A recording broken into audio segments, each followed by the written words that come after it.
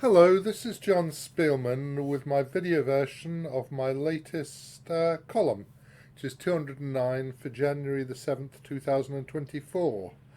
And I can see it's recording, which is the important thing, so let's go and just look at the column a little bit.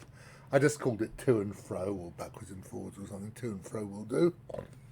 And it's the standard thing of looking a bit to next year and a bit to last year.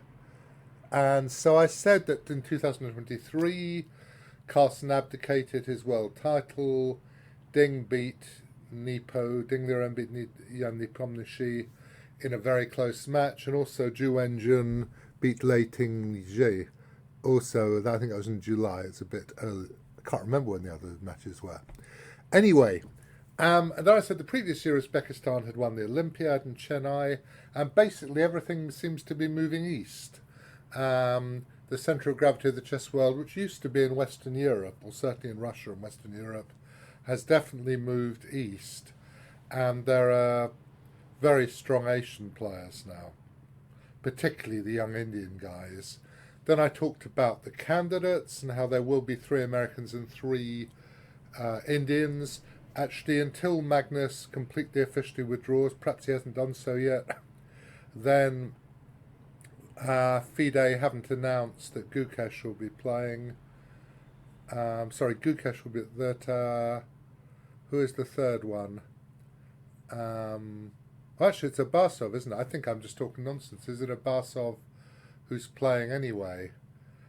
So this actually is nonsense because it's Abasov is the guy who has not been confirmed yet, whereas that and 3 are Indians. Right, because it's Abasov, obviously, isn't it? Who is the guy who gets the 3rd spot because Magnus. So there's Vidyut and Gukesh and Prag. Fantastic turnout from these young Indian. Well, Vidyut is not so young, but the other 2 guys are very young. Anyway, then I said, well, what's going to happen? I said the battle to reach Toronto is probably all the tougher because it's to play Ding rather than Magnus. Magnus has played a vast amount. Ding's hardly played. I think it must be very tough being the first Chinese world champion. I'm sure he doesn't want to disgrace himself as he would see it. And actually, he's only primus inter pares, if that, isn't he? And so, really, he could just go and play some chess, and if he didn't win, it wouldn't be a disaster. But it might well seem that way to the Chinese authorities, that they're great world champion if he got. He is playing in vacant. Then I gave some games. And the games basically there, 3 from the World Championship, win by Magnus, lost by Magnus to impertinent 2500 who didn't roll over but kicked him instead, and one of Vidyut's wins. Obviously there are many, many other games I could have given. I've lifted the games from my databases and added little introductions, and that's all. And what I would say is in the introduction to the Magnus loss, I pointed out that, I didn't say, well, Ding has played sort of 20 games or 15 games or something in the rest of the year since the World Championship. Magnus has played about 1,000, including bullet games and blitz games, at least on my database he has. And he's lost nearly 150 of them. So that's really heroic. He's only lost 7 classical games is a lot for him. But he doesn't really like classical chess so much anymore, does he? And I gave his loss to the young guy, where is he? Suleimanov. Where is Suleimanov from? I've forgotten where he's from. Is he one of the... Where is Suleimanov from? Sorry, I'll just... sorry, that's something the Hubble telescope took, so it's not at least disgraceful. What is happening here? Let's have another one of these, and we'll just look up Suleimanov, and then we'll get on with it. Where is he? Suleimanov. He is from Kazakhstan, right? And how old is he? He's 23. So the pictures are younger than he is. But he's just some young guy who sat down opposite Magnus, thought, okay, I'm going to play a game of chess. And he did, and he beat him. So let's go to the games then. They're in this database. I said, I'm not going to make a big fuss about them. I've just given you what my notes are and some little intros. So this was game 2 in the World Championship match in Astana in last April. And at the early part of the match, Ding was very nervous, I think, and this game, I gave this game will be reasonably similar in some ways. I think it's maybe the same game but without h3 in. So he played this move 4h3. The question of when you should do it is interesting. I think Kramnik thought this was a funny time to do it. Kramnik knows more about World Championship matches than anybody else really. And he thought this was something to use at a moment when Nepo was unstable, when he needed an opening or something. I don't think he said precisely why, but he thought it was an odd moment to do this. Also, it's not actually probing. You've got these 7 games as white. I think it was a 14-game match, wasn't it? To probe what the enemy is playing. And you're wasting one of those probes by playing 4h3 because you don't know. All you know is he seems to be playing Queen's Gambits. Don't know what he's playing against the Catalan. Don't know what he's playing in the Queen's Gambit. So a little bit odd in that regard. Anyway, they played this Queen's Gambit accepted. And this is actually a position. Sometimes you get this position with a3 instead of h3, and then white plays a4, which I think is what was happening in this game up here. If we look at it, same position with the pawn on h3. And I mean, it's playable. But the thing is that your man Ding was not in a good state at this moment. And after this, knight a5 takes. He apparently didn't think about g takes f6. Now, you may not think g takes f6 is a good move, but it's definitely a move that you think about if you're a strong grandmaster, a very strong grandmaster, as white. I think there were some very complicated lines with knight takes c5, rook c8, and then you play you go e4, that's right, and there all sorts of stuff. What actually happened is that Nepo got these centre pawns, and then he just played rook g8, taking aim at the king, and now h3 is a little bit of an issue because it means that you can't reinforce g3 easily. And basically Nepo completely outplayed him in this game. I think wanted to play bishop c4 here, but something went wrong, didn't it? I mean, I haven't looked at these before. I've done them again. As I said, I was knight d2. That's right. This is just completely winning. You just play rook g6, c1, e5, and basically the position. There are other lines. So he ended up being very passive. Rook takes bishop, obviously the correct move. Nepo just played with his hand, and these guys, their hands are really, really strong. If they can just relax and play chess, they're so strong. This game, I think knight to there, maybe should have gone in, so in one of the squares. And this was pretty much a massacre. Now this position's horrific for white.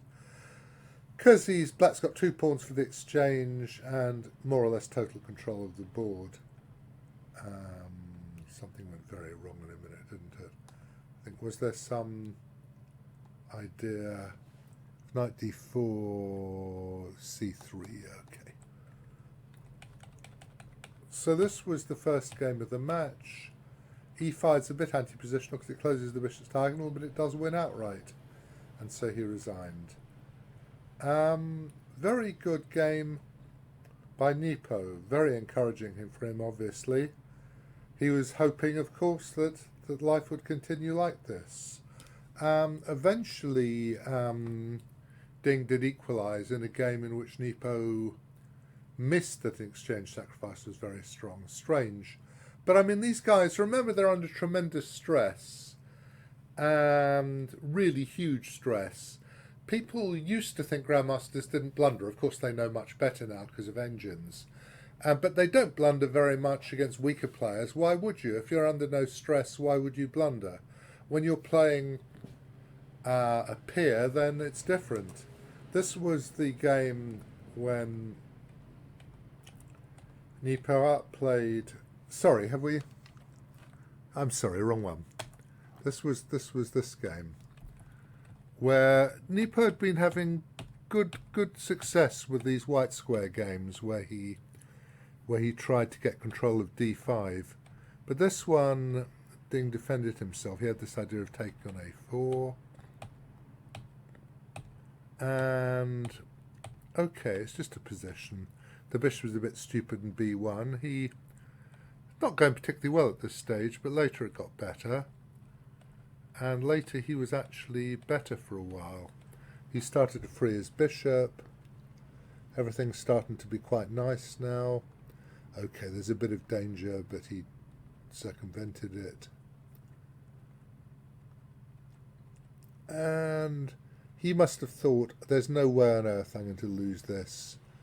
I've got some winning chances. But the game continued, and there was a big moment when Ding thought, I've got a chance. He didn't really want to get a blitz. He thought he was underdog at blitz. And somewhere round about here, Ding played rook g6, which is a tremendously brave move. I mean, it showed that his brain at this point was working. It's not just chess. It's also understanding the moment and feeling that this would discombobulate Nepo. It's sticking two fingers up at him. I mean, you are a pawn up, but it's putting your rook in a very odd-looking position.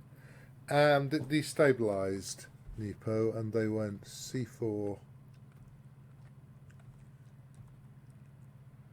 I think he'd probably missed queen d3. And now it's starting to get, I think it's still playable. But I think it's really gone wrong. h4 is now queen f4, c3. Queen there was absolutely fine. But I mean, you know, you just have to seize the moment when it arises, if you can. And h4, now after queen d3, black's actually winning. And now Ding did play very well. Round about now, Nepo realised that it all gone wrong. You can imagine the poor man's upset, of course. I think there was one moment, actually, when something happened. The final mistake, yeah, h5 was natural, threatened to win with queen f7, and there was some funny line. And actually you can hold this with queen a8, because he can't. Because of the pawn on h5, black's king is very vulnerable, and you can't get in queen b1 and a2. Of course, if you got in queen b1 and a2, you'd win easily, but you don't, so apparently this is still a draw. Anyway, and so now Nepo won, Ding won, and he became world champion. And I said it's just a shame that it's been such a heavy responsibility for him that he hasn't really been able to enjoy it, certainly I don't think. That was that one. So those are the 3 games for the World Championship, and it is an important thing who the World Champion is. I mean, also Ding is operating in the shadow of Carlsen, isn't he? Carlsen's playing all these games, having all this fun, losing some games, winning lots of games, losing some as well. Doesn't care, just playing chess. And Ding is trying to defend the honour of, you know. So of the various games of the World Cup, this is against Abbasov. So Abbasov did come 4th, but given that Carlsen is going to withdraw 99%, then Abbasov will be in the candidates. This is Carlsen played. I mean, he plays fairly amazing stuff sometimes. Rook g1 is, I mean, that's a 21st century move, as I said. And this game was really very complicated for a long time. c4, a little surprising. I thought, so I'm not going to correct my spelling mistakes. This is my stuff. And eventually they got to some position, fighting for the dark squares indeed. So he's managed to get some dark squares, but it's still actually okay for black, I think, at this point. There's a moment indeed where I think black is better, isn't there? Yeah. I'm not.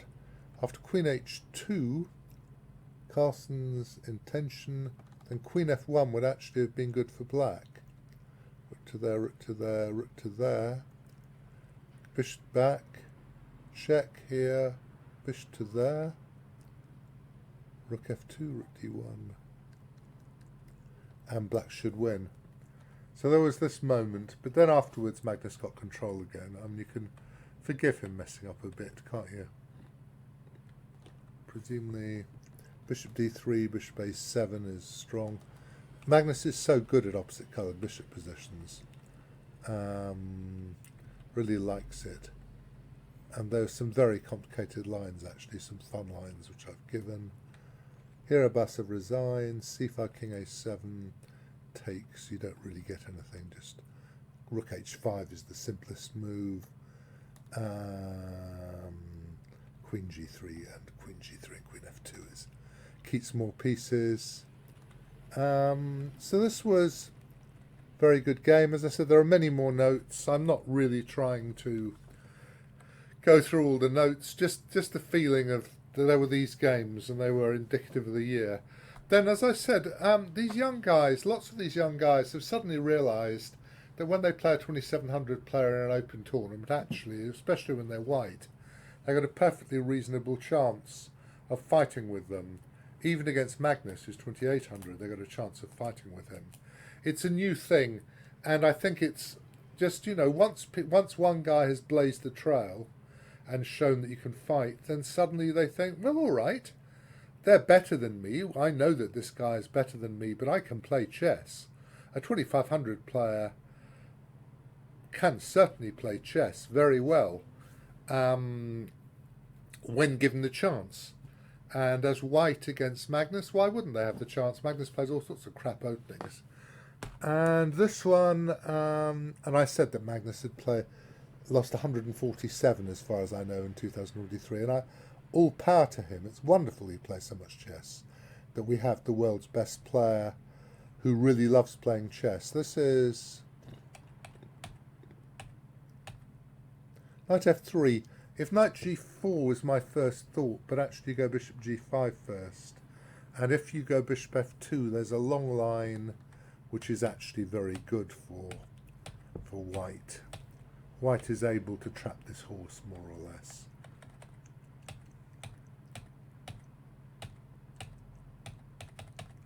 This, for instance, is basically probably winning for white. Black's got rook and 2 pawns, but the 2 bishops are so strong. It's at least plus over line. Now Magnus went knight c6, b4, getting rid of the bishop. There is knight d4 as well, queen d2, knight f3 check, knight b3, queen b2, takes, bishop d3 is good for white. I mean, I annotated this game, of course, at the time. So now he gets his pieces out and he has a slight advantage. It's quite a nice hedgehog. And Magnus starts to do rook to there, traps the queen in the corner, doesn't seem to matter, but it will in a little while. Magnus playing his moves, and here he makes a mistake. Knight e5 was, and suddenly the guy goes knight b5, knight e8, and now he jumps out with knight g5. There really ought to be a diagram here, oughtn't there? Why aren't there any diagrams in this? So let's have a diagram after this as well. Oh, we have got diagrams later, okay. No, I've just put one. Opening fire with the threat of e5 hitting h7, and this happens to be really dangerous. And the thing is that this guy, Speelman, now played really well. He played e5 to open more fire. Can't take, of course, because of the pin. h6, he was just going to take an f7 and splat him. Queen b3 was perhaps the hardest move in the attack, I think. Bishop e7, knight takes, very good. It's just great the way he just kept on hacking. Must take that bishop. If you show this to anybody above about 1700, I think, they just know you have to take that bishop. It's too good a defensive piece. At a certain level, people are frightened of sacrificing material. Or some people really hack, but a lot of people are frightened of sacrificing material. Now he plays a very good move, knight d4.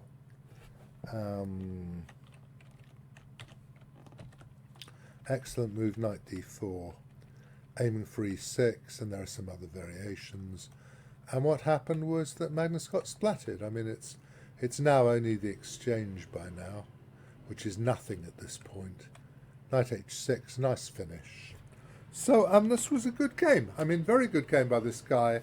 And it was indicative of a sea change that perhaps even the very, very strong players have stopped creating fear in their opponents, which is bad luck for the very strong guys, really. I mean, you know, you obviously want your opponents to be frightened of you, if you possibly can. Okay, that was that. Then the final game, I just gave Wiede's game. I gave it with Hans Niemann, not because of any topicality with Hans Niemann. It's just there was an interesting bit near the end of this game. Wiede played so well in this tournament. How many games actually? This is the one which I'd annotated properly, which is why I used it lazily. Bishop takes e6 is an interesting move, isn't it? Saying, right, I don't mind all these things. And now he starts attacking on the queen's side. I presume if Niemann had played really well, and I suppose he's a bit tied down by these pawns all over the place. Doesn't look like it should be such a big deal, does it? But still, did he have to do that? I suppose he's not actually able to defend both e6 and b5 and keep the a file, is he? So that's just very annoying. Very annoying indeed that he can't do that, because if he could keep the a file as well, he'd presumably be better. So he had to give this file, and Wiede started pressing, just squeezing gently. That's all very... I mean, it's unpleasant to play for black, even if it's playable, and a lot of manoeuvring. He's also completely unafraid, isn't he? He's going to move his king round. Perhaps he should have gone a bit further. Would have been a good idea. Oh, he's going that way, isn't he? And bishop d7, queen b7. And here it turns out that d takes e4 is a blunder. But it's very hard to see why. The line goes queen h3, bishop c7, check here. Bishop e8, exclam. Bishop takes bishop, bishop h5. Knight b3, queen f3, king d2, queen d1 check here. And in this position, if you take the knight, then after king b2, white's better, but you play the magnificent move, queen b1. Seeing that from the previous diagram is almost impossible, I would say, for any human being. Just not something you can do. And this is already quite good for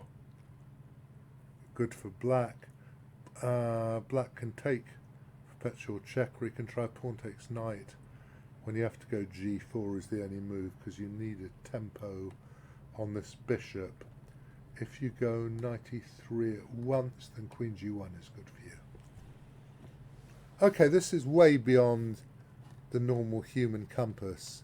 I mean, I can imagine certain people in their best games book saying, oh, I analysed this, but I misanalyzed it, or I analysed it. But, you know, it doesn't happen in the real world. Not as far as I know, anyway. What did happen was they got this position, and now Wiede got control. Still quite complicated. Big battle. He should have tried bishop d7, but he is worse. He gets a much worse ending, I think. Oh, is he still fighting, actually?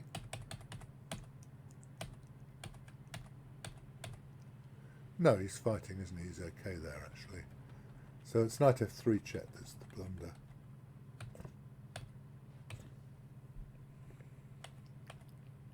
I I guess he'd missed that after check bishop b2, which happens.